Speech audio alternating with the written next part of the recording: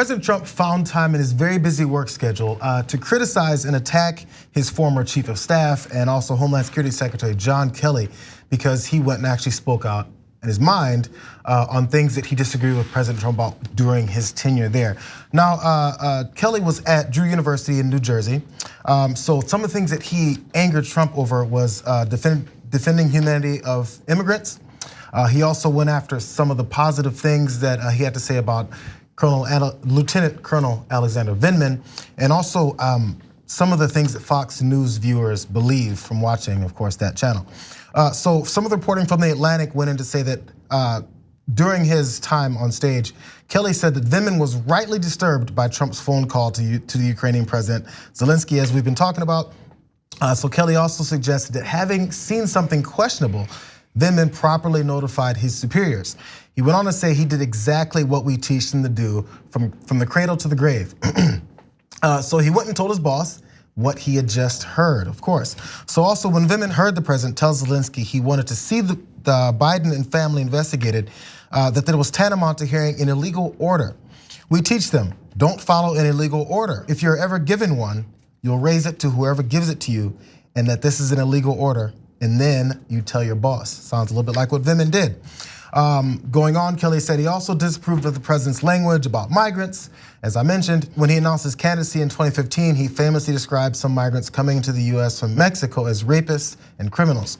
So as Kelly responded to that, he said most migrants are merely just looking for jobs. And in fact, they're overwhelmingly good people. They're not all rapists and they're not all murderers. It's wrong to characterize them that way. I disagreed with the president on this a number of times. And also lastly, when it came to the media, he said the media, in my view, and I feel very strongly about this, is not the enemy of the people. We need a free media. That said, you have to be very careful about what you are watching and reading, because the media has taken sides. So if you only watch Fox News because it's reinforcing what you believe, you are not an informed citizen. So really fast before I let you respond to some of these things. And again, let's not forget who John Kelly was as chief of staff under President Trump. He wasn't saying these things, he wasn't disputing very much. He got into altercations in defending the president. So keeping that in mind, Donald Trump heard about this, and of course he took to Twitter immediately and said, when I terminated John Kelly, which I couldn't do fast enough, you could have done it faster. He knew full well that he was in way over his head. Being chief of staff just wasn't for him. He came in with a bang, went out with a whimper. But like so many exes, he misses the action and just can't keep his mouth shut. And going on to get a little bit more personal, because that's what Trump does, which he actually has a military and legal obligation to do. His incredible wife, Karen, who I have a lot of respect for, once pulled me aside and said strongly that, quote, John respects you greatly. When we are no longer here, he will only speak well of you. Wrong. So you mispronounced that, Jared. Wrong. Okay, and she didn't just say, she said it strongly. Strongly. Okay, so look, it's a very classic Trump. He gets a tweak from John Kelly saying, hey, Vindman followed the exact protocol that we teach in the military. He could easily let it go because he already got acquitted. I mean, in that nonsense fake trial in the Senate. And the other stuff say, I mean, like he's offended that John Kelly said migrants are not all rapists and murderers. That's what caused them to launch this personal attack against John Kelly, referencing his wife. He couldn't hack it, he wasn't up to the job, etc. And he tweaked Fox News. That's it. And of course, there's no off button on nuclear for Donald Trump. Any slight criticism leads to complete nuclear annihilation of the person that used to be your ally. What I'm surprised by, honestly, is after all these nukes and all this devastation within the Republican Party, still Republicans think, oh, he won't do it to me, right? No, the minute you just, the slightest disagreement, he did it to Matt Gaetz. Matt Gaetz is one of his biggest supporters. He disagreed with him once in a vote that actually wasn't gonna mean anything because Trump could veto it on the War Powers Act in regards to Iran, and now he's been banished. He's in the wilderness. Well, I think this speaks to what we're seeing, right? So John Kelly, 4-star general, one of the highest levels in our military, somebody that you would never dream of disrespecting like that. And my opponent, again, a retired brigadier general, has signed a pledge to never disagree with Donald Trump.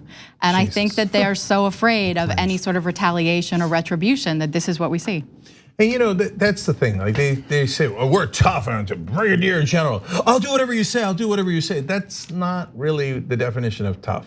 And John Kelly, look, credit to him for sticking up to Vindman, who was doing the right thing. On the other hand, to Jayar's point, you had a long time to say something when you were actually chief of staff and actually in power. And a lot of these guys don't do anything when they're in power. And I remember the quotes he had about migrants when he was in power, when he was trying to appease Trump. And they were not like this. They were a lot more mixed. And there were some really nasty things that John Kelly had said about immigrants. And I don't care that he was trying to appease Donald Trump. You should have said it when you were in office. You should have said it when you had power. And you should have the courage to act on it. It's a little too late, too little too late, but even that is a capital offense in Trump world. Yeah, it allowed us to illustrate exactly how they approach things. And I'm glad, Kara, you brought up the whole thing about being loyal, or at least making sure you don't cross as a general, at least someone who's in the military. We have a little bit about more from October of 2017 when Sarah Huckabee Sanders was still doing press conferences, and John Kelly came up with the media, and he was having a battle back and forth with a congresswoman, and he didn't like the way she was talking about him, and he actually lied about the exchange that they had. So reporters were asking Huckabee Sanders about this, and she had something very, I guess, illustrative to say about the way they approach disputing with military people when they're on their side versus when they're not. So this is from 2017. Let's give a listen. What General Kelly referenced yesterday. Tell us specifically, because exactly what he said. There was a lot of grandstanding. He was stunned that she had taken that opportunity to make it about herself. Can he come out here and talk to us about this at some point? I think he's addressed that pretty thoroughly yesterday. No, he was wrong yesterday in talking about getting the money. The money was if you want to go after General Kelly, that's up to you. But I think that if you want to get into a debate with a 4-star Marine general, I think that's something highly inappropriate. Highly inappropriate when a media person asks and says, hey, John Kelly was wrong in this dispute. But in 2020, I wonder if Sarah Huckabee Sanders is gonna come off from under her rock. Well, actually, she already has. She was on Fox last week. She's gonna say, Donald Trump, it's highly inappropriate for you to be disputing with a 4-star general. I don't think it's coming, but we'll wait. Yeah, I'm pretty sure you're not gonna say that. let me, as my 7-year-old daughter says, let me spoil the beans for you. She's not gonna repeat that. She goes, of course, that's what you do. You rip down 4-star Marine generals. Obviously, if they tweak you at all. But look, there's one other thing I want to discuss here in this context, which is this gives the false appearance of a varied Republican Party, of conservatives, moderates, Trump supporters, not. No, when they're in power, 99% of them do exactly what Trump tells them to do. And then there's sometimes races, primaries, et cetera, where they're competing. I'd agree with Trump 99% of the time. No, I agree with him 100% of the time. No, I will give my brain out to him. He can make the decisions and I won't ever dare disagree with him. So don't get misled into thinking that, oh, he's an aberration from the Republican Party. At this point, he is the Republican Party in its entirety.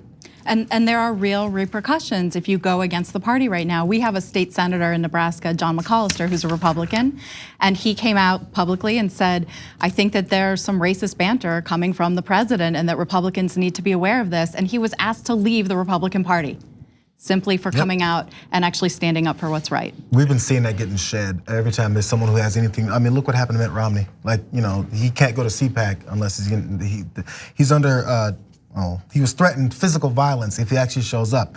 And we saw what happens anytime anyone goes up against a Republican, especially this president, you're out of the party. Like it's just the way it is. And actually, it also made me think about when you're talking, Cenk, politics is perfect for someone like Trump because he jumps in. Most of them have absolutely no principles. So whoever's in power, they will follow whichever way they go. We have no idea where John Kelly's actual principles are. Because if you would think what he's saying at Drew University is his real feelings, which I guess I'll believe because he's not under any kind of pressure at this point. But the fact you were in office and working under this guy and you say all these things or don't say some of these things, it shows that it doesn't matter what your principles are, you go with whatever's there. So Trump can come in as this strong man and start bullying people and telling them what to do. And he's like, you have no principles, just do what I tell you. Because we also mentioned before that John Kelly would been willing to work for Hillary if she won. It's like, I don't care. Power, I will take it. I'll do whatever. It works that way for me. So Trump came in and said, yeah, I'll take you too. Just do whatever I tell you. And then later you can get mad at me and I'll say that you're an ex and that you should shut up. Yeah, well, look, and lastly, if you're wondering why they do that, it's because they get rewarded for it. So they could all write books, and then when after it's irrelevant, they criticize Trump a little bit, all of the establishment gives him a giant pat on the back, like, oh, what a brave person John Kelly is. Oh, good job, give him another $1 million book deal. Okay, you see that after it was didn't matter at all, he tweaked them. The tweakers, profiles in courage.